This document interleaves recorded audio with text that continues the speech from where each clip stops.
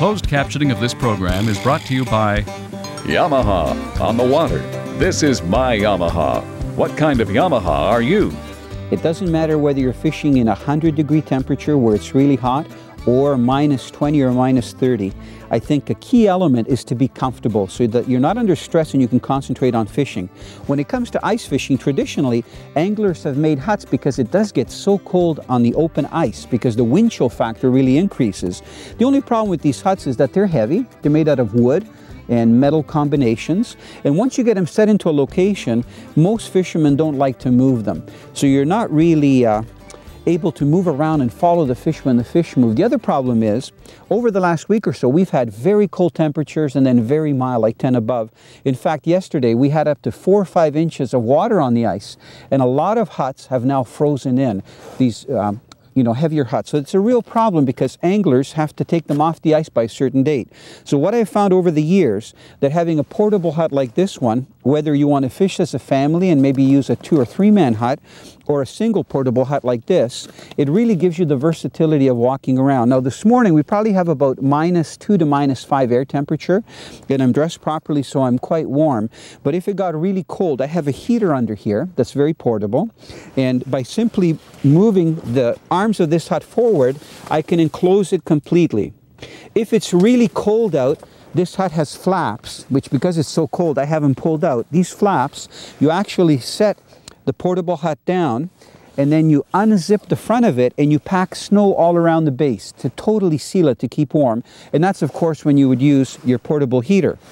If it gets really warm, all I do is pull the front part of the hut up here on the slots and the whole thing falls back. So if it gets nice and sunny, and they're calling for maybe -1, which, believe it or not, when you're ice fishing is very comfortable, anything around 0. And also you can see that the base of the hut is a plastic material. So it's literally like a little boat or a sled. So I have all my gear in here. You can see that I've got my little minnow elevator. I have a couple of packs of rods in here. I have a very nice portable seat that I'll just show you. So whether I want to move around, because you're allowed in ice fishing here in southern Ontario, 2 rods. So I can move from one hole to another, and this compacts right down. So it's really handy, very comfortable to fish out of. So it's very easy to make this seat portable no matter where you're fishing. You can see here I have my ladle, I have extra gloves, I have all the gear that I need to be comfortable out here on the ice. So, and that's a key factor. If you're comfortable, then you can concentrate on catching fish.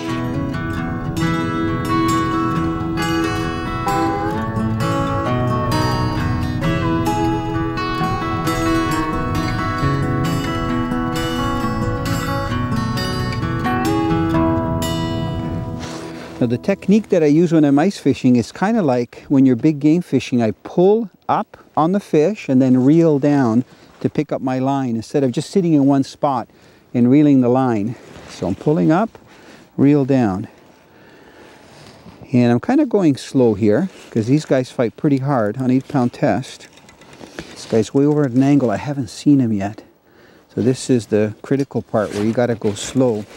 Key thing when you're ice fishing is not to give, oh, I see the swivel. Oh, I haven't seen the fish yet. Oh boy, he's going around in circles here. I'm always worried here because the line's going along that sharp edge.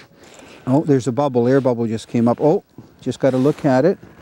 I'll be very surprised. Oh, it's a lake trout. I thought it was going to be a whitefish. Head shaking, head shaking.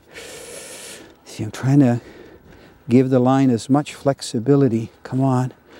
I just got to get his head in the hole. Okay. Okay, he's a little... Oh, come on.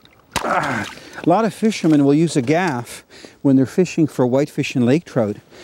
But I just use my hands, old school, I guess. And you know what? When it's cold, you don't want to land too many fish one after another because, you know, you'll freeze up.